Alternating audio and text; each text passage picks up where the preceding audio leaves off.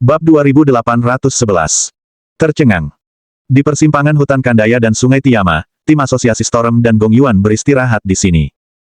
Bos, Brigade Garda Pusat sudah bergerak, kapan kita akan bertindak? Tanya seseorang dari asosiasi Gong Yuan. Tunggu sebentar lagi, tidak perlu terburu-buru, kata Hasad. Waktu kita terbatas dan tidak boleh disia-siakan, kita harus menunggu Grade mengirim pesan. Jika naga api menemukan kita, rencana ini akan gagal. Tepat pada saat itu, seorang anggota tim badai bergegas kembali. Kapten, tim Yanlong ada di sini. Sialan, mereka mengikutinya dari dekat sekali. Teplon dan Hasad sama-sama tahu bahwa jika mereka terjerat dengan naga api, mustahil untuk kembali tepat waktu untuk memberikan dukungan. Pada titik ini, mereka sama sekali tidak dapat terlibat dalam konflik dengan mereka. Bergerak sekarang dan singkirkan mereka. Atas perintah Teplon, kedua tim mulai menuju zona aman. Pada saat ini, tim Yanlong juga mulai bergerak, menyebar ke berbagai lokasi. Area yang mereka lalui dipilih dengan cerdik, mengelilingi tiga sisi dan hanya menyisakan satu celah. Dan celah ini adalah tempat di mana Lin Yi melakukan penyergapan. Untungnya, tim badai dan orang-orang asosiasi Gong Yuan tidak menyadari hal itu, dan tetap melanjutkan perjalanan mengikuti rute yang telah diatur Lin Yi untuk mereka.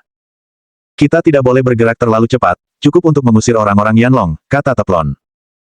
Tanyakan kepada tim layanan khusus 3 apakah mereka melihat ada orang dari Brigade Garda Pusat, tanya Hasad. Teplon mengangguk, lalu menghubungi komunikator Grade. Ada pergerakan dari Brigade Garda Pusat. Belum, kami masih mencari, jawab Grade. Menurut waktu biasanya, mereka seharusnya sudah menunjukkan diri mereka sekarang. Setelah menutup telepon Grade, Teplon berkata kepada Hasad. Kita bisa bergerak menuju wilayah yang disengketakan, saat kita tiba, wilayah itu seharusnya sudah dekat. Hasad berpikir sejenak lalu mengangguk. Saat kita bergerak, tahan diri sedikit. Jangan bunuh mereka. Lakukan apapun yang kalian mau, lebih baik lagi melumpuhkan anggota tubuh mereka, agar mereka tak berguna di masa depan. Jangan khawatir, aku tahu caranya. Suara mendesing. Sebelum Teplon dapat menyelesaikan kalimatnya, Lin Yi tiba-tiba menyerbu keluar bersama timnya, mengejutkan mereka. Bam, bam, bam. Operasi ini sama saja seperti operasi sebelumnya, menyerang di mana saja yang bisa mereka serang. Ada yang terkena di wajah, yang lainnya di lutut. Xiao Bing dan Luo Qi bahkan lebih kejam, langsung menargetkan selangkangan dua pria. Lin Yi meneruskan gayanya yang ganas, menggorok leher salah satu dari mereka. Setelah berhasil, Lin Yi melepaskan bom asap merah. Di bawah naungan asap merah, Lin Yi dan yang lainnya melarikan diri. Sebaliknya, orang-orang dari kedua tim tergeletak di tanah, mengerang lama sekali tanpa bangun. Ini juga berkat pelatihan Lin Yi sebelumnya. Hal ini memungkinkan timnya untuk secara tepat menemukan titik vital musuh dan memberikan kerusakan maksimum. Sialan, orang-orang itu lagi. Hasad mengumpat keras. Disergap 2 kali berturut-turut membuat amarah mereka meletus bagai gunung berapi. Tapi dilihat dari perlengkapannya, mereka tampak seperti orang Feizu Utara. Itu tidak mungkin, mereka tidak memiliki kemampuan sekuat itu. Kita hentikan pembahasan ini dan rawat yang terluka dulu. Sementara itu, Lin Yi dan yang lainnya telah kembali ke jalan rahasia, tempat orang-orang naga api sedang menunggu mereka. Bagaimana? Ada yang terluka? Lin Yi memberi isyarat oke. Semuanya berjalan lancar, ayo kita berangkat sekarang dan menyerang tim layanan khusus 3 selanjutnya. Kembali ke lorong rahasia, tim Lin Yi berganti perlengkapan dan bergegas menuju pintu keluar secepat mungkin. Tim layanan khusus 3 berpatroli di daerah yang disengketakan, berusaha semaksimal mungkin untuk mencari jejak Lin Yi dan timnya. Kapten, kita sudah berkeliling, kenapa mereka belum muncul? Mungkinkah mereka memang tidak datang? Kemungkinannya kecil. Tidak ada yang tersisa di kamp, mereka pasti sudah mengambil tindakan. Grade dengan hati-hati dan waspada mengamati sekeliling, sambil berkata. Kurasa mereka mungkin sudah pindah ke daerah mereka sendiri sekarang, seharusnya segera berakhir, teruslah perhatikan, jangan lewatkan detail apapun. Dan ingat, jika Anda melihat mereka, jangan terlibat, pantau pergerakan mereka dengan cermat, lalu tunggu bantuan. Kali ini, kita tidak boleh membiarkan mereka pergi. Tidak perlu mencari lagi, kami sudah ada di sini. Suara yang tiba-tiba itu mengejutkan Grade. Berbalik cepat, dia mendapati Lin Yi dan timnya tepat di belakangnya. Setelah panik sesaat, Grade kembali tenang. Dia tidak bermaksud untuk terlibat, tetapi diam-diam menekan komunikatornya untuk melaporkan situasinya. Kami tidak ingin melawanmu, jika kamu ingin mengintai daerah ini, silakan saja.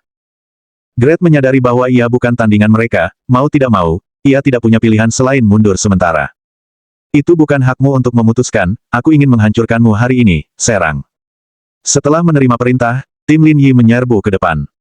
Meskipun tim layanan khusus 3 memiliki lebih banyak anggota daripada Garda Pusat, keunggulan ini tidak kentara. Terutama dengan penampilan Lin Yi yang memainkan peran menentukan, mereka tidak dapat bertahan lama sebelum akhirnya kalah total, terpaksa mundur terus-menerus, melarikan diri dengan putus asa.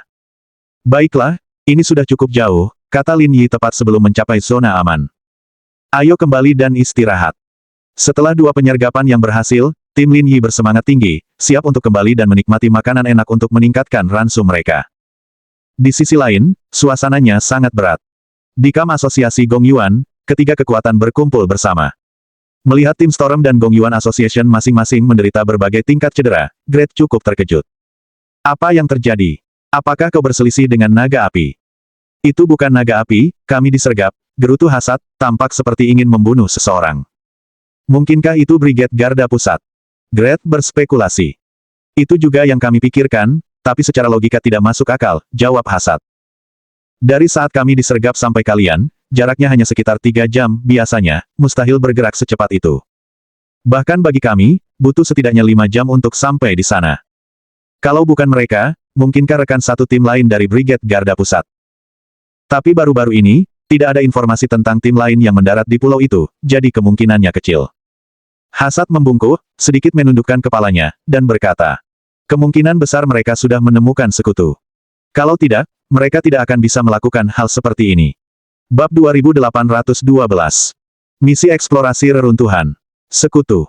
Teplon bergumam, tapi mengingat situasi saat ini, siapa yang mau ikut campur dalam kekacauan ini bersama mereka? Lagi pula, kalau mereka benar-benar punya sekutu, tim mana yang mungkin punya kekuatan seperti itu? Tak seorang pun di ruangan itu berbicara, semua orang bingung. Ini terasa sangat aneh, dan bagaimanapun mereka melihatnya, ini tidak masuk akal. Mengingat situasi saat ini, haruskah kita melanjutkan aksi kita? Tanya Great dengan berat. Hasad dan Teplon tetap diam. Sejak awal hingga sekarang, 3 orang dari kedua tim telah meninggal dunia, dan beberapa di antaranya dipulangkan untuk dirawat. Jika ini terus berlanjut, siapa yang tahu kapan orang-orang yang sulit ditangkap itu akan muncul kembali. Mereka tidak bisa mempertahankan diri darinya. Mari kita tinggalkan rencana ini untuk saat ini dan mencari peluang lain, kata Teplon. Kita masih punya tugas di tangan kita tidak bisa membuang-buang waktu kita untuk tugas-tugas itu. Tapi kita sudah sejauh ini, kalau kita menyerah sekarang, mereka akan semakin arogan di pulau ini di masa depan, kata Great histeris. Anda perlu memahami, kami telah menderita kerugian pertempuran yang signifikan, sementara mereka masih mempertahankan struktur lengkap mereka, kata Teplon. Lagi pula, di belakang mereka, ada tim Yanlong. Kalau terus begini, kita akan kehilangan semua keunggulan yang kita miliki. Jelas, Great ingin bertahan. Ia secara naluriah menatap Hasad. Dia mendapati Hasad menundukkan kepala, tidak berkata apa-apa, tampak juga tidak bersemangat untuk bertindak, yang membuatnya makin marah. Brengsek. Sekarang bukan saatnya marah, mari kita fokus pada tugas kita masing-masing dulu, kata Teplon. Great benar-benar ingin fokus pada tugasnya sendiri, tetapi tim layanan khusus 3 tidak sebanding dengan Brigade Pengawal Pusat. Jika mereka memperkuat pihak mereka sendiri, Brigade Garda Pusat pun akan melakukannya. Dalam pertempuran memperebutkan wilayah yang disengketakan, mereka tidak memiliki keuntungan. Setelah menyusun strategi, Storm dan orang-orang dari tim layanan khusus 3 pergi, dan masalah itu diselesaikan. Sementara itu, di kamp Brigade Pengawal Pusat, tim Yanlong juga telah kembali. Bagaimana keadaannya? Tanya Jiang Zhengnan saat masuk. Membunuh satu, kurasa mereka tidak akan berani melangkah lebih jauh untuk saat ini, kata Lin Yi. Pengendalian Entria harus tetap berada di tangan kita untuk sementara waktu. Kau memang orang yang cakap, Jiang Zhengnan tertawa terbahak-bahak. Mengingat situasi saat ini, segala sesuatunya akan sedikit mereda, memberikan kesempatan yang baik untuk merencanakan tugas-tugas mendatang. Lin Yi mengangguk, menunggu Jiang Zhengnan menjelaskan langkah selanjutnya. Tugas kalian selanjutnya adalah beroperasi di wilayah yang disengketakan. Segera buat peta terperinci dan serahkan kepada Brigade, kata Jiang Zhengnan. Selain itu, aku berencana mengunjungi kembali reruntuhan Kandaya. Buku-buku kuno yang kau sita awalnya berasal dari sana. Kita akan melakukan perjalanan lagi, menjadwalkannya setengah bulan dari sekarang, dan mempersiapkannya dengan matang. Setelah tugas selesai, kembali dan beristirahatlah, anggaplah misi pulau ini telah berhasil diselesaikan. Dipahami. Setelah mengatur tugas yang akan datang, suasana di ruangan menjadi jauh lebih cerah. Mereka membuka beberapa peti alkohol untuk merayakan keberhasilan besar rencana tersebut. Dalam 2 minggu berikutnya, kelompok 1 beroperasi terus-menerus di wilayah yang disengketakan. Meskipun mereka telah menakuti tim layanan khusus 3 agar tidak berani menimbulkan masalah, Lin Yi dan aktivitas timnya tetap berhati-hati. Terutama Lin Yi, yang saat menjalankan misi digigit serangga misterius di lengannya, menyebabkan pembengkakan seukuran mangkuk, membuat lengannya mati rasa sepanjang hari. Namun terhadap hutan belantara yang berbahaya ini, Lin Yi tidak memendam perasaan dendam sama sekali. Ini rumah mereka. Makhluk-makhluk yang tak terhitung jumlahnya di sini hanya melindungi tanah air mereka dengan cara mereka sendiri. Sementara bagi mereka, dia adalah penyusup. Tak lama kemudian, 2 minggu berlalu, peta wilayah yang disengketakan diselesaikan dengan lancar dan segera diserahkan kepada Brigade Garda Pusat. Pada saat yang sama, Qiu Yuluo, yang memimpin kelompok 2, telah berangkat untuk menggantikan Lin Yi. Lin Yi dan kelompok 1 hendak memulai tugas terakhir mereka. Kita akan menjelajah kereruntuhan lagi untuk melakukan penyisiran menyeluruh. Jiang Zhengnan menatap Lin Yi. Kau cukup tajam, jadi awasi terus. Jika penyisiran ini tidak menghasilkan temuan baru, reruntuhan Kandaya tidak akan menjadi titik fokus eksplorasi di masa mendatang. Itulah ringkasan tugas utama. Jiang Zhengnan berhenti sejenak, lalu berkata. Terakhir, saya ingin menekankan kewaspadaan, karena tempat ini lebih berbahaya dari yang Anda bayangkan. Setelah pertemuan, anggota tim Yanlong berangkat satu demi satu, dan Lin Yi membuat pengaturan lebih rinci untuk grup 1. Namun penekanan utamanya adalah pada masalah keselamatan. Dari awal hingga akhir, keselamatan ditekankan sebagai yang terpenting.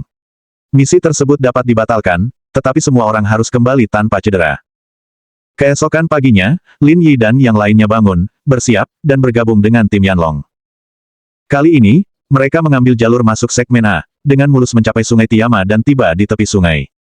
Ini adalah bagian tersempit sungai. Berdiri di sana, mereka bisa melihat pemandangan di seberang sungai dengan jelas.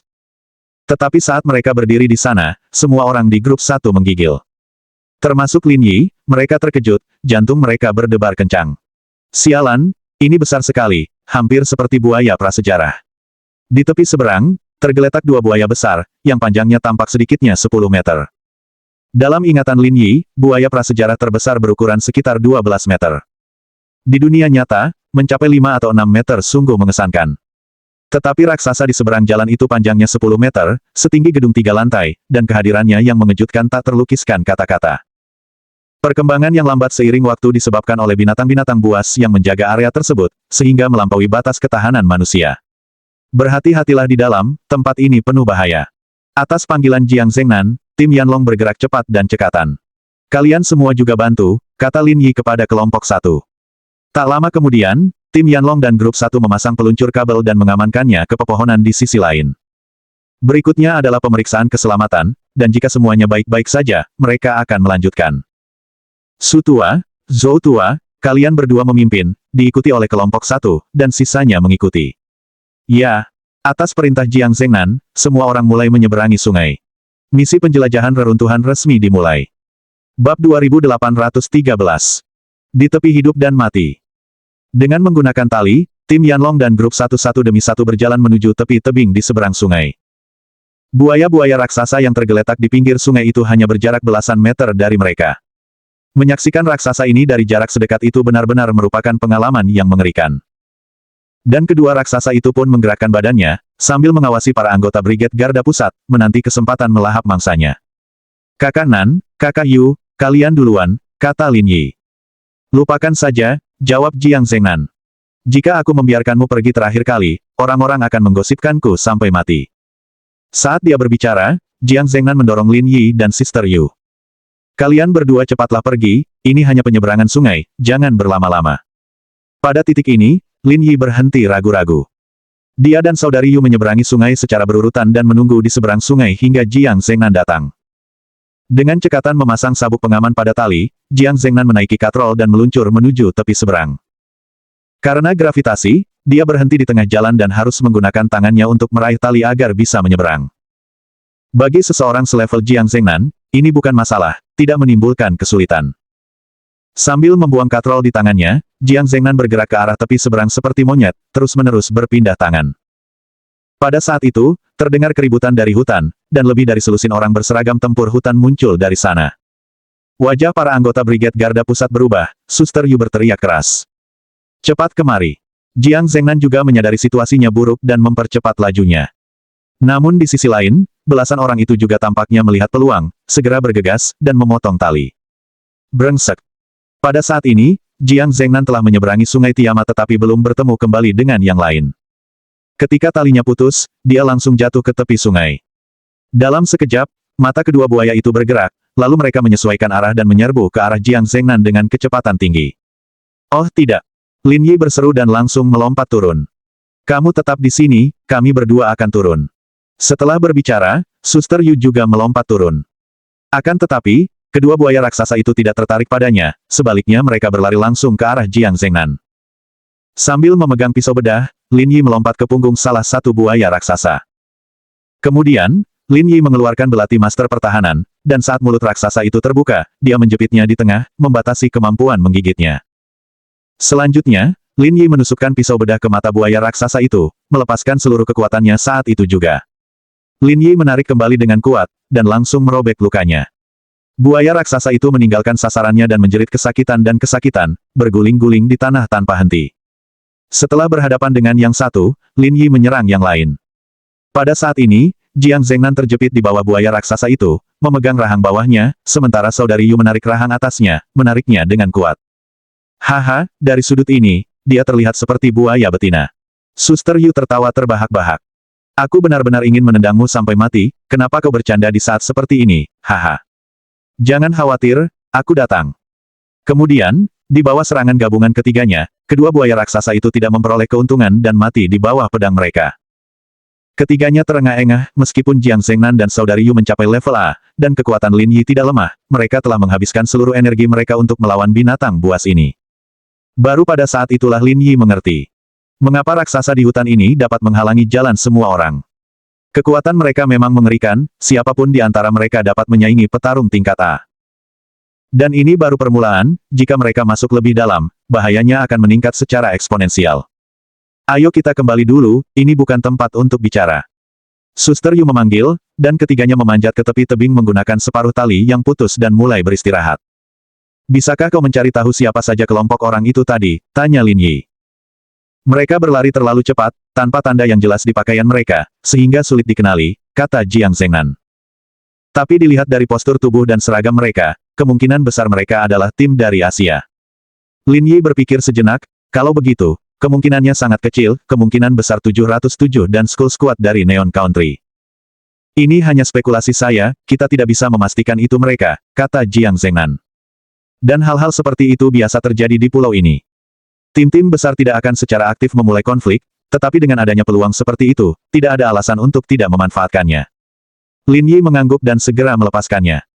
Jika kita tidak bertemu mereka lagi, tidak apa-apa, tapi jika kita punya kesempatan, dendam ini harus dibalaskan.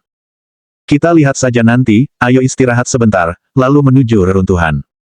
Brigade Garda Pusat mulai mengatur perlengkapan mereka. Tak lama kemudian, lebih banyak buaya, yang tertarik dengan aroma darah, merayap dari tempat lain. Selain itu ada pula beberapa binatang yang menyerupai serigala yang turut datang, namun mereka hanya melihat dengan rakus, tidak berani menyambar mangsanya. Tim Yanlong baik-baik saja, karena tinggal di pulau itu dalam waktu lama, insiden seperti itu biasa terjadi bagi mereka. Namun untuk grup 1, mereka membutuhkan waktu untuk beradaptasi. Dan ini semua diatur oleh Liang Xianghe dari belakang, yang memungkinkan kelompok 1 Lin Yi menerima lebih banyak pelatihan untuk meningkatkan kecakapan tempur mereka dengan cepat. Setelah sekitar 20 menit, setelah selesai beristirahat, mereka mulai bergerak maju lagi. Menurut aturan tidak tertulis, ini sudah menjadi area inti Pulau Tilia. Setibanya di sana, Lin Yi menyadari kadar oksigen di sana bahkan lebih tinggi dibandingkan di hutan Kandaya, dan makhluk hidup di sana jauh lebih mengerikan. Setelah berjalan tidak jauh, Lin Yi melihat sebuah kerangka yang tampaknya adalah burung. Lebar sayapnya mencapai puluhan meter. Orang bisa membayangkan betapa mengerikannya hal itu dalam kehidupan. Benda ini disebut burung gigi gergaji, bentuknya mirip Pterosaurus purba, kata Suster Yu. Kau dengar benar, itu seperti versi miniatur Pterosaurus, kata Suster Yu.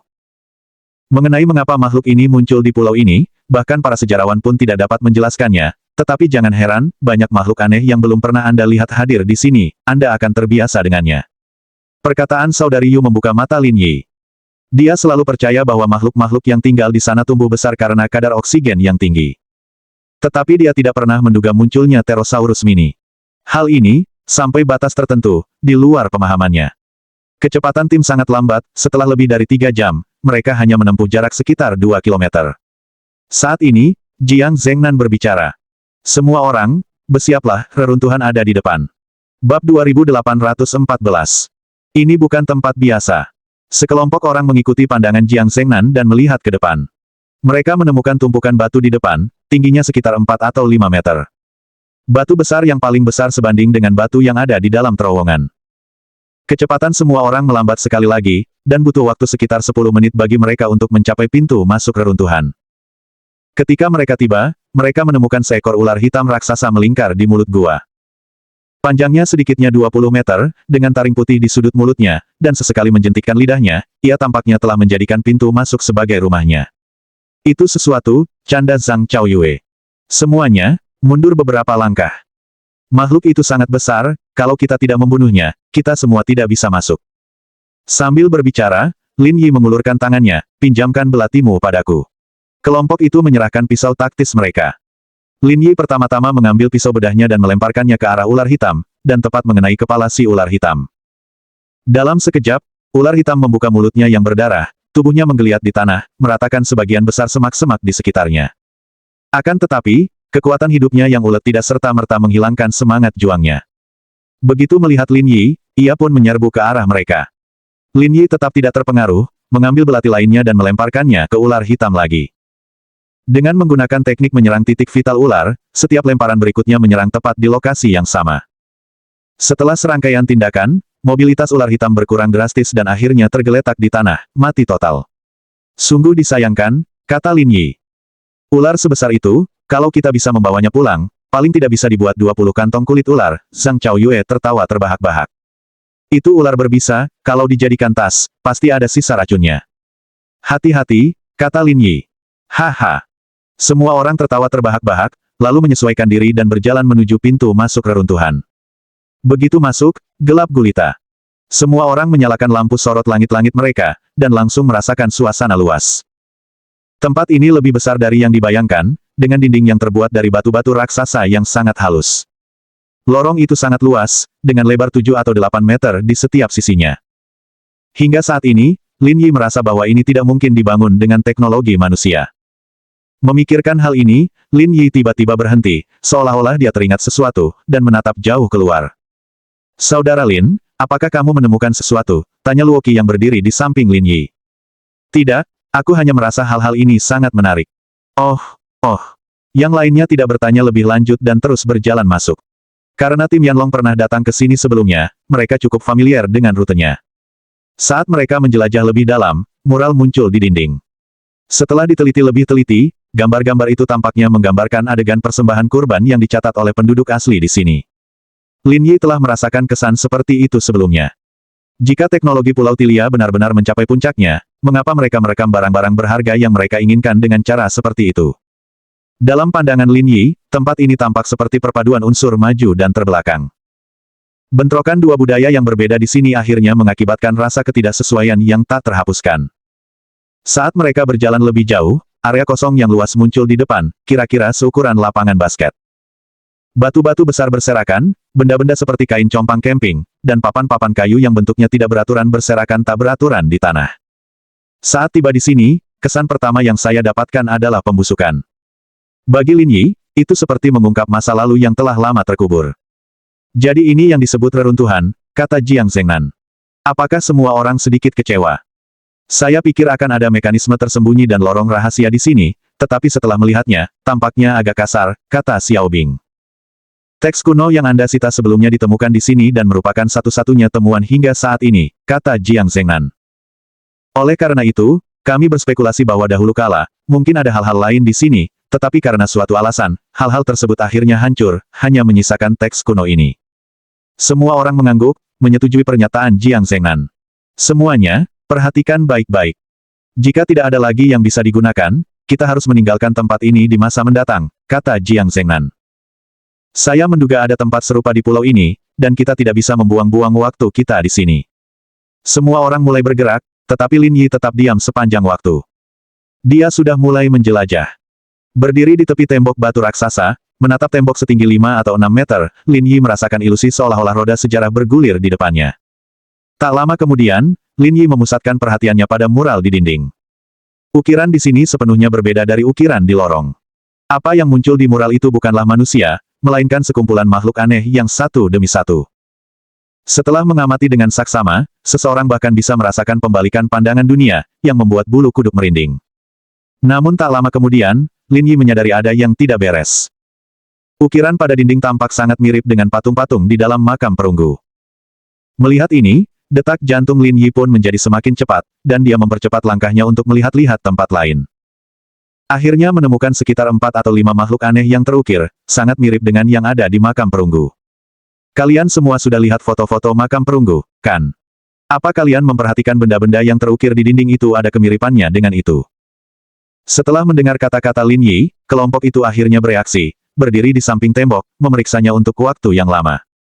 Saya ingat laba-laba ini, sangat mirip dengan yang ada di makam perunggu, kata Zhang Chaoyue.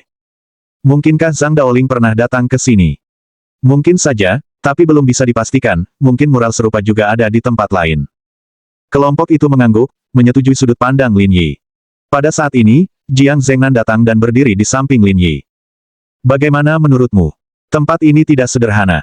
Tidak sederhana. Jiang Zhengnan menjadi tertarik, mendesak Lin Yi untuk menjelaskan lebih lanjut. Sejujurnya, aku tidak sepenuhnya yakin, hanya merasa ada yang aneh, coba kulihat lebih dekat, kata Lin Yi. Untuk saat ini, jangan menyerah pada tempat ini. Baiklah, aku akan mengikuti petunjukmu. Jiang Zhengnan membawa Lin Yi ke sini khusus untuk mendengar pendapatnya. Sekarang, mendengar kata-kata tersebut darinya menegaskan asumsinya. Mengenai apa yang harus dilakukan selanjutnya, terserah padanya untuk merencanakannya. Lin Yi kemudian mengarahkan perhatiannya ke arah barang-barang di aula besar, memulai penyelidikannya yang hati-hati. Sambil berjongkok di samping sepotong kain yang robek, ia menyentuhnya dengan lembut, mengubahnya menjadi debu, tidak menunjukkan nilai penelitian apapun. Demikian pula, tongkat kayu yang membusuk itu tidak mempunyai informasi yang dapat digunakan. Namun tak lama kemudian, pandangan Lin Yi tertarik pada benda lain. Sebuah batang besi. Bab 2815. Kamar Rahasia. Lin Yi menghampiri batang besi itu dan mendapati batang besi itu setebal ibu jari dan penuh dengan debu. Yang menarik perhatian Lin Yi adalah bahwa ini adalah sesuatu yang abadi. Mungkin ada semacam rekamannya. Ayo, ulurkan tangan dan singkirkan batu-batu besar ini. Lin Yi memanggil, dan semua orang datang untuk membantu. Puing-puing yang menekan batang besi itu dibersihkan. Setelah mengeluarkan batang besi itu, mereka mendapati panjangnya lebih dari 10 meter, sangat halus, dan tidak ada catatan apapun di atasnya. Sambil memegang batang besi itu, dia merasakan batang besi itu cukup berat. Lin Yi mengeluarkan belati dan menebasnya beberapa kali. Belati itu tergores, tetapi batang besi di tangannya tidak terluka, bahkan tidak meninggalkan bekas. Kemudian, Lin Yi mengeluarkan pisau bedah, yang kali ini membuahkan hasil. Rasanya kedua bahan itu memiliki substansi yang sama. Ada penemuan baru. Jiang Zhengnan datang dan bertanya. Tidak ada sama sekali, tetapi paduan ini tidak dapat diproduksi dengan teknologi saat ini. Ini hanya gambaran kecilnya, ada banyak hal di pulau ini yang tidak dapat ditandingi oleh teknologi saat ini. Lin Yi mengangguk, melemparkan batang besi itu ke samping, dan kehilangan minat padanya. Namun sedetik kemudian, Lin Yi berhenti sejenak, melirik batang besi itu lagi, lalu mengambilnya. Ada apa? Saya akan mencobanya. Semua orang bingung dengan kata-kata Lin Yi, tidak tahu apa maksudnya. Lin Yi, sambil memegang batang besi, berjalan ke dinding yang menghadap pintu keluar. Saat ini, semua orang mengerti apa yang akan dilakukannya. Karena di celah tembok itu ada lubang hitam sebesar jari. Lin Yi memasukkan batang besi itu, dan secara mengejutkan, batang besi yang panjangnya lebih dari 10 meter itu masuk seluruhnya. Apa yang terjadi? Apakah tembok di belakangnya berlubang? Mungkin itu ruang rahasia, kata Lin Yi. Mari kita semua mencoba membukanya bersama-sama.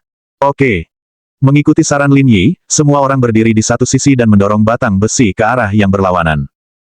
Terdengar suara gesekan yang melengking, dan semua orang terkejut ketika dinding mulai bergerak. Benar-benar ada ruang rahasia.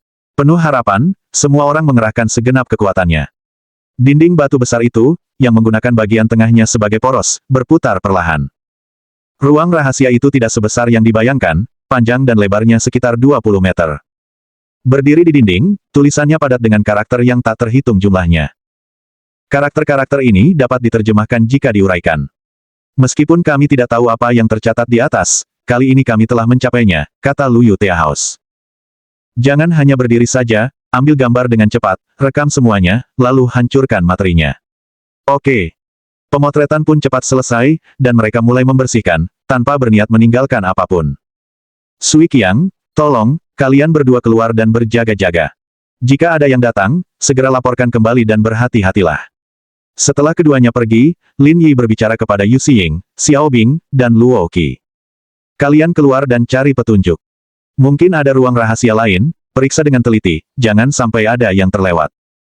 Kelima orang itu, setelah menerima perintah, pergi. Mereka yang tersisa terus bekerja di dalam, menghancurkan informasi di dinding. Kamu bilang tempat ini tidak biasa, apakah kamu sudah menemukan petunjuk ke ruang rahasia itu? Tanya Jiang Zhengnan. Lin Yi menggelengkan kepalanya. Pernahkah kau memperhatikan detailnya? Banyak binatang buas yang berbahaya tinggal di sekitar reruntuhan, tapi menurut kebiasaan mereka, mereka tidak hanya berkeliaran di sekelilingnya. Seperti ular berbisa yang kita lihat di pintu masuk, ia tetap berada di luar, tidak masuk, yang sangat aneh. Saat Lin Yi mengatakan ini, Jiang Zhengnan menyadari dia telah mengabaikan detail penting. Bagikan pemikiran Anda. Saya hanya menebak, tidak perlu menganggapnya serius. Kami tidak melakukan penelitian ilmiah, silakan bicara, kata Jiang Zhengnan. Saya merasa mungkin ada medan magnet di sini. Sebagai manusia, kita tidak bisa merasakannya, tetapi hewan bisa merasakannya, kata Lin Yi. Ketika binatang buas hutan masuk, mereka terganggu oleh medan magnet ini, yang menyebabkan tubuh mereka terasa tidak nyaman, sehingga mereka tidak datang ke sini. Kalau dipikir-pikir, kemungkinan seperti itu mungkin saja ada. Jika ini terjadi di dunia nyata, penjelasan ini mungkin tampak fantastis. Namun di Pulau Tilia yang misterius dan tak terduga, apapun bisa terjadi. Penjelasan Lin Yi juga cukup masuk akal. Jika tebakanmu benar, maka pasti ada sumber atau pemancar medan magnet di sini. Itulah sebabnya aku meminta mereka untuk mencari, kata Lin Yi. Kurasa untuk saat ini, kita tidak boleh menyerah begitu saja. Kita harus terus mencari sampai kita memastikan tidak ada ruang tersembunyi yang tersisa. Baru setelah itu kita bisa melepaskannya dan mencegah orang lain memanfaatkannya. Saya mengerti maksud Anda. Setelah berdiskusi, mereka meneruskan usaha mereka, menggunakan belati untuk mengikis tulisan-tulisan di dinding hingga bersih. Sekitar setengah jam kemudian, suara Xiao Bing terdengar. Saudara Lin, kita menemukan lubang lain. Mendengar suara itu, Lin Yi dan yang lainnya bergegas keluar. Mereka tiba di depan ketiganya dan menemukan sebuah lubang berukuran sama di tanah, penuh debu. Lin Yi menggunakan pisau bedah untuk membersihkan debu dan memasukkan batang besi. Namun kali ini, ia hanya masuk sekitar setengah meter, seolah-olah telah mencapai ujungnya. Ayo semuanya, kita bongkar. Di bawah komando Jiang Zhengnan, semua orang bersatu dan membongkar bagian tengah, lempengan batu raksasa berdiameter 5 atau 6 meter. Mengingat kemampuan mereka, jika itu adalah lempengan batu dari bahan yang berbeda, satu orang dapat menanganinya sendiri dengan mudah. Namun ketika dihadapkan dengan batu ini, mereka harus mengerahkan segenap kemampuan mereka. Beratnya terasa sedikitnya 10 ton atau lebih. Dan ini juga secara tidak langsung membuktikan betapa kuatnya batang besi yang digenggam itu, kalau tidak, pasti sudah bengkok sejak lama. Setelah berusaha keras, mereka menemukan kompartemen tersembunyi di dalamnya. Dan di dalam kompartemen itu ada batu kristal putih seukuran telapak tangan. Sepenuhnya tembus cahaya dan berkilau, di bawah cahaya, bahkan memperlihatkan pancaran 7 warna. Berlian, tanya Lu Yutea House dengan mata berbinar.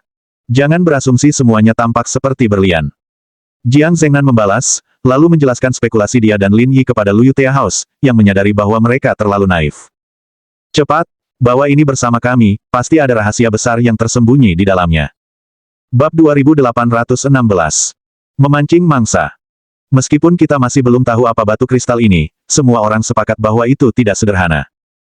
Jika tebakan Lin Yi benar, lamanya waktu tidak ditemukannya jejak binatang di sini mungkin ada hubungannya dengan batu ini. Jiang Zhengnan menyingkirkan batu itu. Kami sudah mendapatkan barangnya, silakan terus periksa untuk melihat apakah ada yang terlewat. Kita harus cepat, kita tidak bisa berlarut-larut. Jika tebakan kita benar, binatang buas di luar mungkin akan masuk, kita harus berhati-hati, kata Lin Yi. Kalau begitu, mari kita putuskan sesuai dengan situasinya. Baiklah. Setelah banyak keributan, hari sudah gelap di luar, tetapi Lin Yi dan yang lainnya tidak berniat pergi, berencana untuk tinggal di sini malam ini. Karena di sini, malam hari lebih aman daripada siang hari, lagi pula, hewan pun butuh istirahat. Kemudian, Jiang Zhengnan mengatur agar suatu kelompok berjaga pada malam hari untuk mencegah kejadian tak terduga. Orang-orang lainnya terus bekerja di dalam. Namun setelah semalaman, mereka tidak menemukan apapun. Sedikit setelah pukul 5 pagi, sinar matahari menembus lapisan kabut, menyinari negeri misterius ini, dan langit di luar sudah cerah. Sui Qiang dan Zhang Chaoyue keluar menggantikan tim Yanlong, terus menjaga di luar. Kurasa tidak ada apa-apa di sini. Setelah memeriksa beberapa kali lagi, kita bisa menyerah, kata Jiang Zhengnan. Lin Yi mengangguk setuju dengan sudut pandangnya. Meskipun tempat ini sangat misterius, kita tidak bisa membuang-buang waktu kita di sini. Saudara Nan, mari kita juga memotret mural di lorong, kata Lin Yi. Saya merasa tempat ini berbeda, seperti satu kesatuan yang utuh. Mural-mural di dinding mungkin punya makna lain. Entah itu berguna atau tidak, itu bukan masalah. Penjelajahan memang seperti itu, menemukan 100 hal, kalau satu saja bermanfaat, itu sudah berkah. Jiang Zhengnan berseru. Ayo kita bekerja, lalu tinggalkan tempat terkutuk ini. Pada saat ini, komunikator di tangan Lin Yi berdering. Bos, ada sesuatu yang tidak beres di luar, kata Sui Qiang. Banyak serangga muncul di pintu masuk, mereka tampaknya merangkak ke dalam gua. Setelah mengakhiri panggilan, Lin Yi menatap Jiang Zhengnan dan Lu Yu dan berkata. Dugaanku terbukti, sekarang ada serangga yang datang. Sebentar lagi serangga lain akan datang silih berganti. Ayo pergi, tempat ini tidak aman untuk ditinggali. Jiang Zhengnan dan Lu Yu mengangguk, setuju dengan maksud Lin Yi. Lagi pula, tidak perlu lagi mengecek di sini. Setelah itu, semua orang mempercepat pemotretan mereka. Ketika semua pekerjaan telah selesai, dan setelah memeriksa sekeliling dan memastikan tidak ada jejak yang tertinggal, mereka keluar dari reruntuhan. Ayo kembali, misimu sudah selesai, kembalilah dan istirahatlah dengan baik, kata Jiang Zhengnan. Kita tidak bisa pergi sekarang, ayo kita tinggal dan memancing sebentar. Memancing. Lin Yi mengangguk dan berkata. Bukankah kita pernah bertemu sekelompok orang yang menyergapmu sebelumnya? Kurasa mereka mungkin juga datang ke sini, tapi karena berhasil menyergap, mereka kabur. Kurasa orang-orang ini pasti akan kembali, jadi mari kita tunggu dan periksa situasinya, kita tidak akan rugi apa-apa. Haha. Lu Yu tertawa, kamu selalu punya ide-ide kreatif, ayo kita cari tempat di luar dan serang mereka. Setelah mengatur rencana selanjutnya, dua kelompok berangkat satu demi satu. Ular hitam yang dibunuh Lin Yi sebelumnya telah habis dimakan api, hanya tersisa setumpuk tulang putih. Belatung besar masih memakan sisa daging sambil mengeluarkan bau busuk yang menyengat. Setelah keluar, Lin Yi dan yang lainnya bersembunyi dalam kegelapan, menyatu dengan lingkungan sekitar. Sekitar setengah hari berlalu, dan tebakan Lin Yi sepenuhnya terkonfirmasi. Seekor ular piton raksasa lain perlahan bergerak menuju pintu masuk gua. Setelah mengintai sejenak, ia merangkak ke pintu masuk reruntuhan dan tidak keluar untuk waktu yang lama. Sepertinya batu kristal yang kita dapatkan memang tidak biasa, sekarang semua benda ini berani masuk.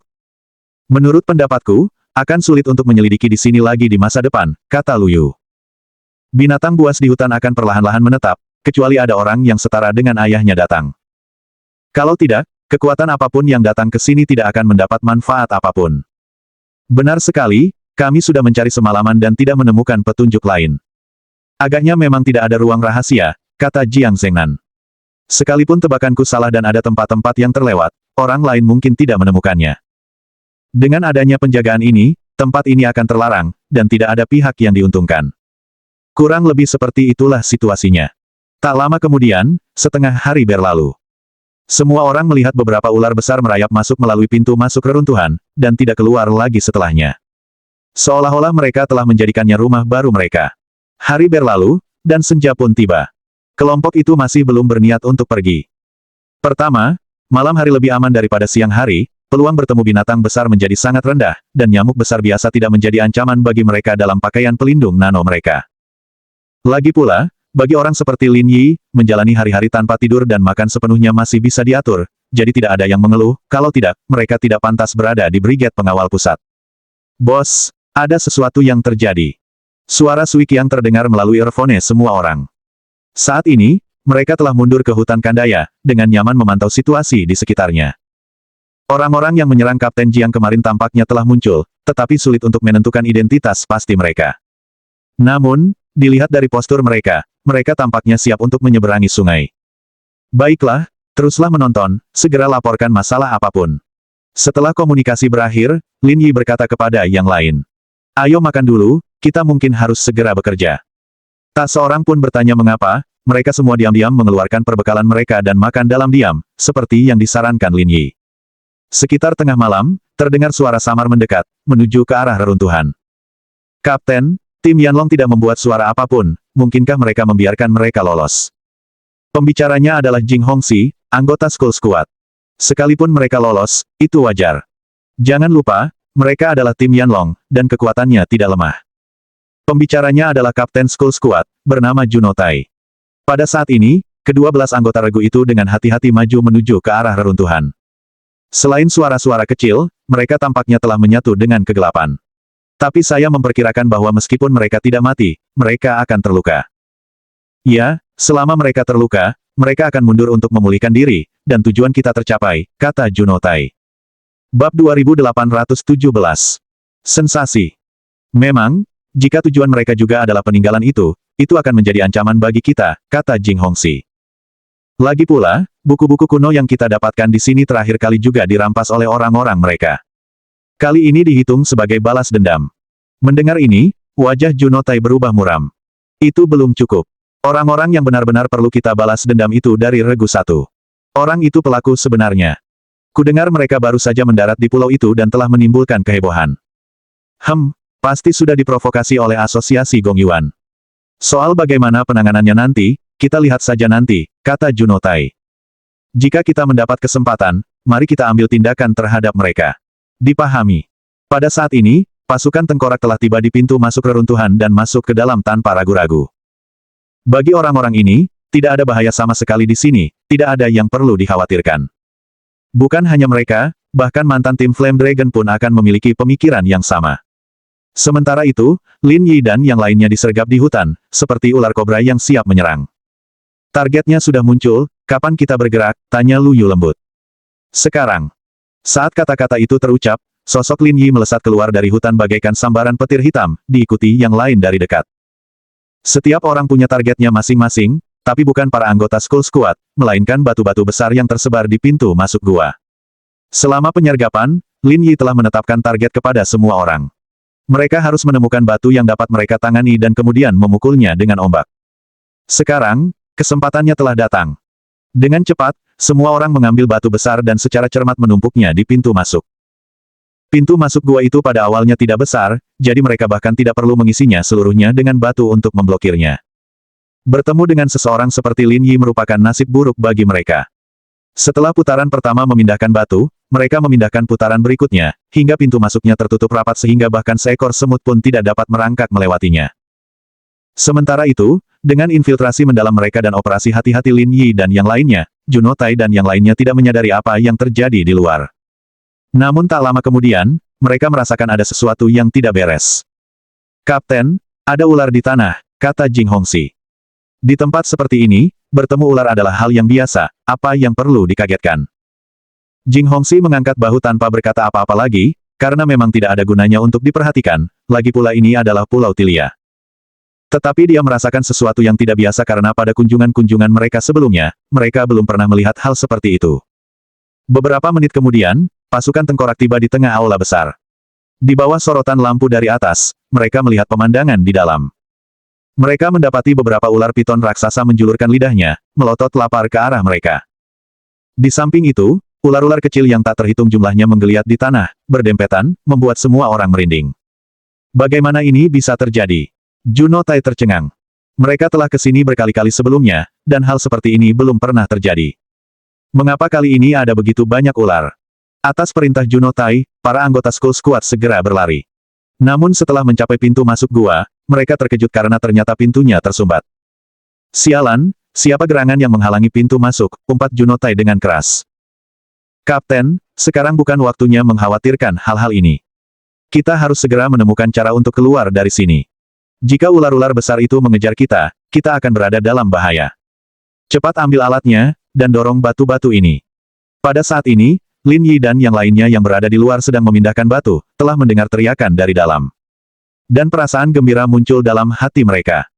Bagi mereka, sudah lama sekali mereka tidak menemukan sesuatu yang begitu menyenangkan.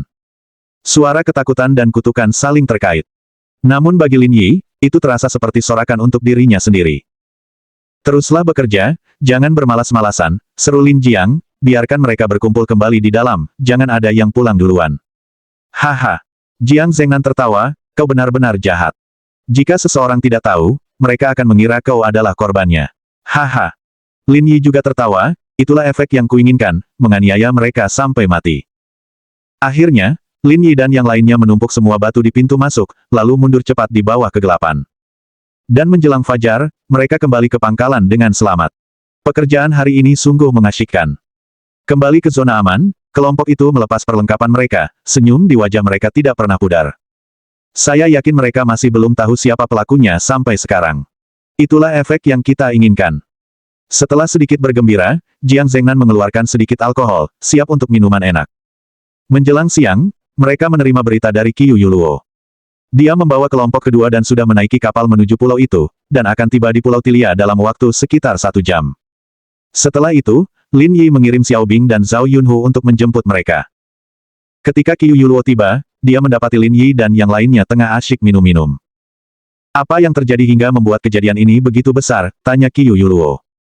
Kemarilah, duduk dan minumlah. Lu Yu menarik Qiu Yuluo ke samping dan menceritakan kepadanya apa yang sebenarnya terjadi tadi malam. Namun Qiu Yuluo tetap sangat tenang.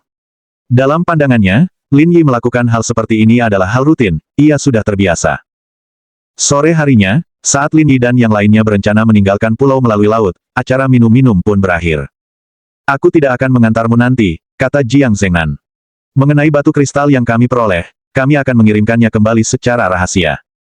Untuk detail lainnya, Anda bisa memberi tahu Yuluo. Apakah Anda butuh bantuan kami untuk pengawalan? Lin Yi tahu banyak tentang aturan tak terucapkan di sini.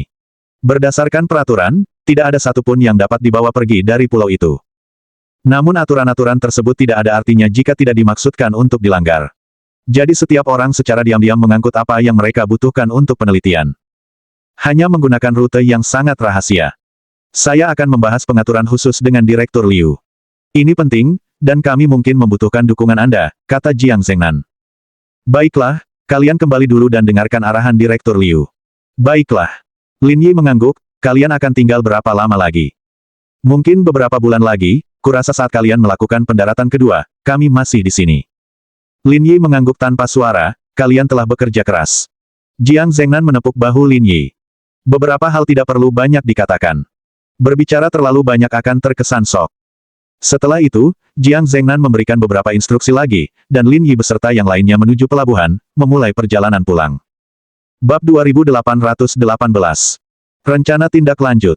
Dibandingkan saat kami pertama kali tiba, pemeriksaan dalam perjalanan pulang tidak seketat itu. Selama Anda lulus pemindaian elektronik untuk membuktikan Anda tidak menyembunyikan apapun, Anda siap berangkat. Tetapi semua orang tahu ada cara lain untuk mengembalikan sesuatu secara diam-diam. Jika tidak, biji bat tidak akan tersebar luas di dunia nyata. Sekitar 2 hari kemudian, Lin Yi dan yang lainnya turun dari pesawat dengan selamat. Kembali ke dunia yang ramai dan terang benderang ini sekali lagi, perasaan berada di tanah yang kokoh membuat Lin Yi merasa tidak nyata. Menurut protokol, Lin Yi dan yang lainnya kembali ke brigade untuk melapor. Kamu benar-benar membuat gebrakan besar saat pertama kali berada di pulau ini. Begitu Lin Yi masuk, Liu Hong tertawa dan menyambutnya dengan hangat. Tentu saja, lihat saja siapa aku, haha.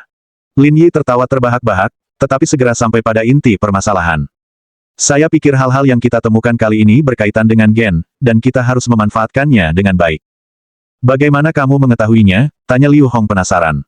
Saya melihat mural di dinding, dan begitulah perasaan saya, kata Lin Yi. Namun kita masih perlu menguraikannya untuk memahaminya sepenuhnya. Liu Hong mengangguk dan berkata, apakah Anda mendapatkan hal lain dari perjalanan ini? Peralatannya kurang, Lin Yi menyuarakan pikirannya dan berkata, perlengkapan yang kami berikan dan yang dijual di pasaran keduanya kurang tahan lama. Ini adalah sesuatu yang ingin dikatakan Lin Yi beberapa waktu lalu, berharap kekurangan di area ini dapat diperbaiki. Namun, dia tetap bungkam tentang pisau bedahnya.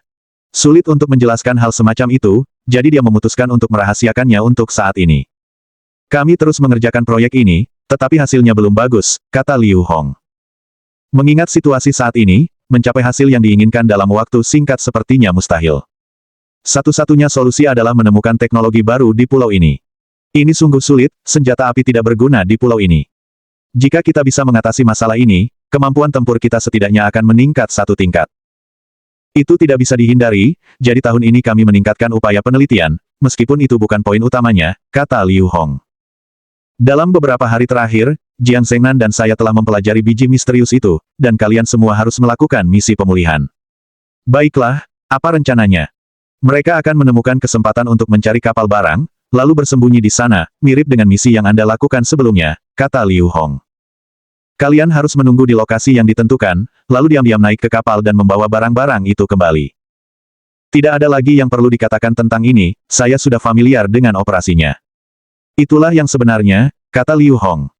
Jadi, untuk beberapa hari ke depan, kamu dan timmu bisa beristirahat dengan baik. Setelah misi pengambilan selesai, tidak banyak lagi yang bisa kamu lakukan. Lin Yi mengangguk dan mengganti topik pembicaraan dengan bertanya. Apakah kita sudah menerima keputusan untuk meratakan hutan Kandaya? Belum, tapi akan segera, kata Liu Hong. Ini bermanfaat dan tidak ada kerugiannya, tetapi eksekusi yang tepat masih menjadi pertanyaan. Jadi begitu. Liu Hong menepuk bahu Lin Yi, tanpa berkata apa-apa, namun mengatakan segalanya. Rumah Teluyu telah melaporkan kepada Liu Hong tentang situasi Lin Yi tepat waktu. Kesejahteraan mental anggota tim selalu menjadi prioritas utama, terutama bagi seseorang seperti Lin Yi. Kembalilah dan istirahatlah, beberapa bulan kemudian, kita akan kembali ke pulau itu, jadi persiapkanlah dengan baik saat kalian kembali. Lin Yi mengangguk, lalu pergi bersama timnya. Keluar dari gedung administrasi, Lin Yi meregangkan badan dan menghirup udara segar. Apakah kamu punya rencana untuk beberapa hari ke depan? Tanya Ning Che. Saya akan tinggal di Yanjing selama beberapa hari, menghabiskan waktu bersama istri dan anak-anak, dan setelah misi selesai, saya akan kembali ke Songhai. Jika tidak ada yang lain, aku akan kembali, kata Ning Che. Tunggu, aku punya sesuatu untukmu. Ayo ikut aku jalan-jalan. Apa itu? Ayo kita ke mall, beli mainan buat anak-anak, kata Lin Yi. Aku sudah jadi ayah, nggak mungkin pulang dengan tangan kosong. Ning Che menatap Lin Yi sambil tersenyum, lalu bagaimana dengan anak besar ini? Apa aku boleh membeli mainan? Haha, tentu saja, apapun yang kamu inginkan, aku akan memberikannya untukmu. Setelah mendiskusikan rencana mereka berdua berkendara ke SKP. Saat melihat pusat perbelanjaan yang penuh sesak, keduanya mengerutkan kening.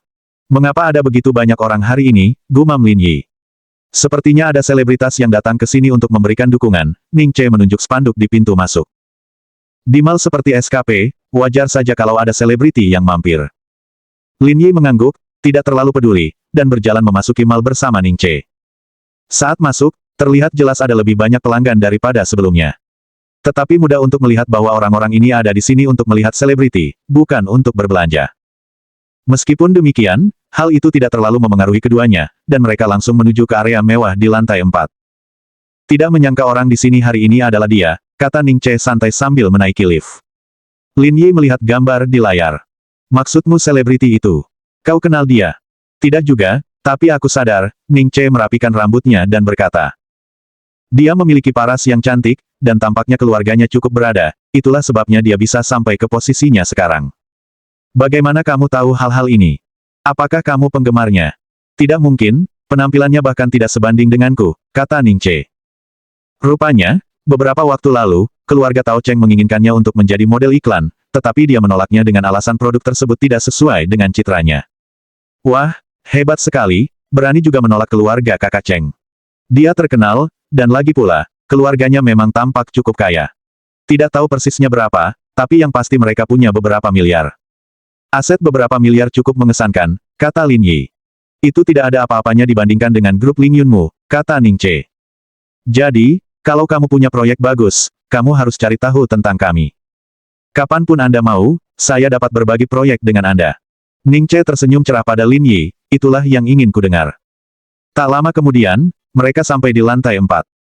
Tanpa menjaga formalitas apapun dengan Lin Yi, Ning Che membeli beberapa celana, rok, dan kalung, menghabiskan beberapa ratus ribu hanya dalam waktu 20 menit. Setelah membeli apa yang dibutuhkan Ning Che, keduanya menuju ke lantai 5. Ini adalah bagian anak-anak dan bersalin, tempat yang paling sering dikunjungi Liang Ruoxu saat dia hamil. Namun setelah sampai di sana, mereka mendapati tempat itu penuh sesak oleh orang. Ada apa? Kapan bagian anak-anak menjadi begitu populer? Wanita yang baru saja kita bicarakan itu tampaknya sedang melakukan pengesahan di sini, Ning Che menunjuk tidak jauh dari sana. Bab 2819. Panggil seseorang untuk menanganinya. Mengikuti pandangan Ning Che, Lin Yi melihat seorang wanita berpakaian mewah berdiri di pintu masuk toko ibu dan bayi, memegang produk yang ia dukung. Dia terus mengubah pose, menghadap kamera yang tak terhitung jumlahnya, dengan lampu yang berkedip terus-menerus pada frekuensi tinggi. Sungguh malang bertemu dengannya di sini. Ning Che menutup mulutnya sambil tertawa, orang lain senang melihat seorang selebriti, mengapa kamu seperti ini? Di antara teman-teman saya, setidaknya ada ratusan, bahkan ribuan, selebritas yang pernah berkunjung. Di mata saya, orang-orang seperti dia biasa saja. Sobat, kamu benar sekali. Orang yang berbicara, berdiri di samping Lin Yi, adalah seorang pria parubaya. Aku benar-benar tidak tahu apa yang dipikirkan para penggemar bodoh ini. Aku datang untuk membeli mainan untuk putriku, dan mereka malah menghalangi jalan. Aku juga datang untuk membeli mainan, tetapi aku tidak bisa masuk, kata Lin Yi tanpa daya. Dan ada beberapa orang seperti Lin Yi. Mereka yang bisa datang ke SKP pada umumnya tidak kekurangan uang, dan hampir tidak punya rasa sayang pada para selebriti ini. Ah! Ning Che tiba-tiba menjerit, tersandung, dan jatuh menimpa Lin Yi. Apa yang kau lakukan menghalangi sini? Tidakkah kau lihat tidak ada ruang tersisa? Orang yang berbicara adalah seorang anak laki-laki, berusia sekitar 18 atau 19 tahun. Di sampingnya ada beberapa orang lain, baik laki-laki maupun perempuan, semuanya tampak tidak sabar dan sangat meremehkan mereka berdua. Lin Yi menatap dingin ke arah anak laki-laki yang berbicara. Ini bukan tempat untuk mengejar idola, jangan mencampuri urusan orang lain. Aura Lin Yi yang mengesankan membuat anak laki-laki itu terdiam, tetapi seorang gadis di sebelahnya menjawab. Ini Mal, kita bisa melakukan apa saja, tersesat, ini ada sesuatu untukmu. Gadis itu, dengan penuh percaya diri, mengambil sejumlah uang tunai dari tas merah mudanya dan melemparkannya ke Lin Yi. Konflik sengit itu menarik perhatian banyak orang. Semua penggemar yang Ling mengalihkan pandangan mereka ke arah Lin Yi dan Ning Che. Gadis kecil, menghamburkan uang bukanlah cara yang tepat untuk menghabiskannya. Ning Che melangkah maju, tersenyum sambil mencubit wajah gadis itu. Jika orang tuamu tidak tahu cara mendidikmu, aku bisa mengajarimu apa itu pengasuhan. Pria berurusan dengan pria, wanita dengan wanita, dan itu langsung efektif. Seseorang yang tidak terkekang seperti Ning Che tentu tidak akan peduli dengan perbedaan usia. Baginya, menikmati hidup adalah hal yang paling penting. Gadis itu langsung ditundukkan oleh Ning Che, bahkan tidak dapat berbicara. Kak Yang Ling, ada yang menindas penggemarmu. Seseorang di antara kerumunan berseru, menarik perhatian Yang Ling, dan baku tembak pun berhenti. Apa yang sedang kamu lakukan? Pembicaranya adalah seorang pria. Lin Yi menoleh ke belakang dan, dilihat dari pakaiannya, dia tampak seperti tipe manajer. Seperti yang diharapkan Lin Yi, nama pria itu adalah Wang Qi, manajer Yang Ling. Dia sudah memperhatikan pemandangan itu sejak lama, tetapi tidak berminat untuk campur tangan, meski setelah pemandangan itu terekspos, dia tidak punya pilihan lain. Penggemarmu agak nakal, aku sedang mengajarinya tata krama, kata Ning Che sambil tersenyum. Apakah penggemar kami membutuhkanmu untuk mengajari mereka? Wang Qi berkata dengan dingin. Keamanan, usir mereka. Keamanan Mal tampak gelisah. Mereka tidak memiliki perasaan khusus terhadap selebriti. Lebih jauh lagi, berkumpulnya begitu banyak orang sangat mengganggu ketertiban dan menimbulkan keluhan dari pemilik toko lainnya. Maaf, mereka pelanggan Mal. Karena mereka tidak melanggar aturan apapun, kami tidak bisa mengusir mereka, kata petugas keamanan. Wang Qi agak malu, tetapi saat ini, tidak ada lagi yang bisa dikatakannya. Lagi pula, kipas angin ini tidak layak untuk menghabiskan terlalu banyak tenaga, cukup pura-pura saja. Biarkan saja ini terjadi sekarang, aku tidak ingin melihat hal seperti ini terjadi lagi. Kalian para penggemar, silakan saja, jangan ganggu bisnis lain. Memanfaatkan kesempatan ini, aparat keamanan turun tangan menjaga ketertiban dan mencegah terjadinya hal-hal yang tidak diinginkan. Apa yang sedang terjadi? Saat situasi hendak tenang, Yang Ling angkat bicara. Dia menyingkirkan produk yang didukungnya dan menghampiri dengan marah. Minta maaf pada penggemarku. Meminta maaf. Lin Yi berkata tanpa berkata-kata, apa kau gila, memintaku untuk meminta maaf. Hal ini mengejutkan Yang Ling, yang telah berkecimpung di industri ini selama bertahun-tahun dan belum pernah bertemu seseorang yang cukup berani untuk menghinanya. Setelah menjadi selebriti selama beberapa hari, apakah kamu sudah merasa lebih unggul? Lin Yi menatap Ning Che dan berkata, hubungi kami, minta seseorang untuk menangani masalah ini, usir orang-orang ini, mereka menyebalkan. Tidak masalah. Ning Che mengeluarkan ponselnya sambil tersenyum, menelepon pihak berwenang terkait, dan beberapa menit kemudian berkata. Semua sudah siap. Semuanya, minggirlah, jangan membuat masalah. Lin Yi mengumpat, dan para penggemar di tempat kejadian semuanya terintimidasi, tanpa sadar mundur untuk memberi jalan. Lin Yi dan Ning Che maju, dan beberapa orang tua lainnya yang berbelanja di mal mengikutinya. Ya ampun, kenapa kamu harus terlibat dalam hal ini? Kehilangan muka, Wang Qi berkomentar. Tidak seperti dinamika yang biasa terjadi di mana bintang lain takut pada manajer mereka, peran Yang Ling dan Wang Qi terbalik. Alasannya sederhana, keluarga yang kaya, memiliki kekayaan miliaran, dan seringkali, Wang Qi mengikuti jejak Yang Ling. Mereka menindas penggemar saya, dan saya tidak tahan, kata Yang Ling. Selain itu, saya ingin menggunakan kesempatan ini untuk memantapkan persona penggemar saya yang memuja.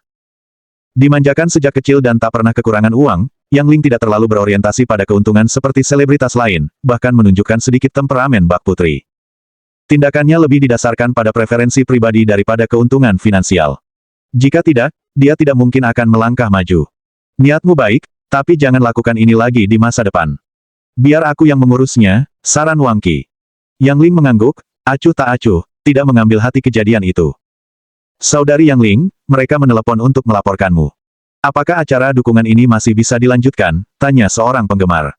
Jangan khawatir, tidak apa-apa, kata Yang Ling dengan percaya diri. Selama aku di sini, tak seorang pun bisa mengusirmu. Mendengar ini, para penggemar bersorak. Suster Yang Ling hebat sekali, dia tidak takut sama sekali. Latar belakangnya sangat kuat, laporan semacam ini tidak ada apa-apanya, mereka berdua merasa punya pengaruh, tapi sebenarnya, mereka tidak bisa memengaruhi apapun. Baiklah, kita tidak usah pedulikan mereka, dan lanjutkan saja memotret Suster Yang Ling. Melihat situasi telah kembali normal, dan telah memantapkan personanya, Yang Ling dengan puas mengambil produk yang didukungnya dan melanjutkan pemotretannya. Dan manajernya tidak bisa berkata apa-apa lagi. Kejadian kecil ini tidak layak untuk dijadikan masalah besar, dan dengan kekayaan dan status keluarga Yang, mereka tidak perlu takut pada apapun. Namun saat itu, regulator tiba. Siapa yang bertanggung jawab di sini? Bab 2820. Dia pantas mendapatkannya. Mendengar suara-suara itu, acara di lokasi pun terpaksa dihentikan. Yang Ling dan agennya melihat ke arah lift dan mendapati bahwa itu adalah para supervisor yang datang. Hal semacam ini sesuai dengan harapan mereka, jadi mereka tidak takut. Tinggallah di sini sebentar, aku akan mengurusnya, kata Wang Qi. Yang Ling mengangguk, tidak terlalu ambil pusing dengan masalah itu. Kak Ling, acaranya masih bisa dilanjutkan, tanya seorang penggemar. Jangan khawatir, obrolan singkat saja tidak akan memengaruhi kami, kata Yang Ling dengan percaya diri, melanjutkan interaksinya dengan para penggemar, hampir tidak memperhatikan apa yang sedang dihadapi Wang Qi di sana.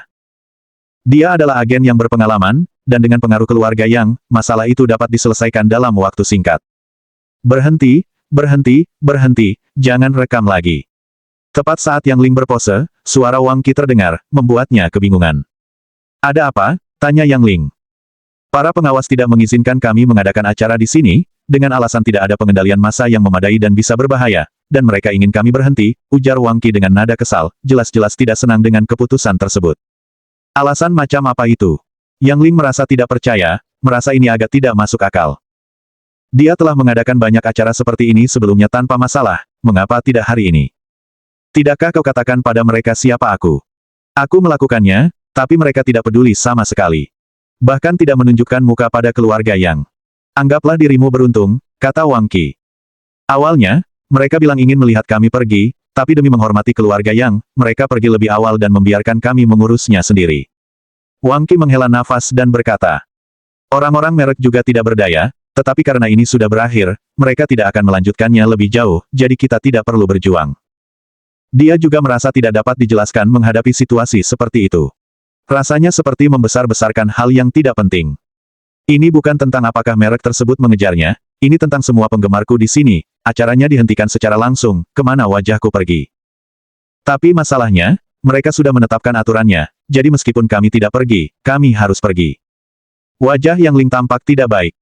Dia juga tahu, menghadapi situasi seperti itu, dia tidak punya ruang untuk berjuang. Pasti itu perbuatan pria itu.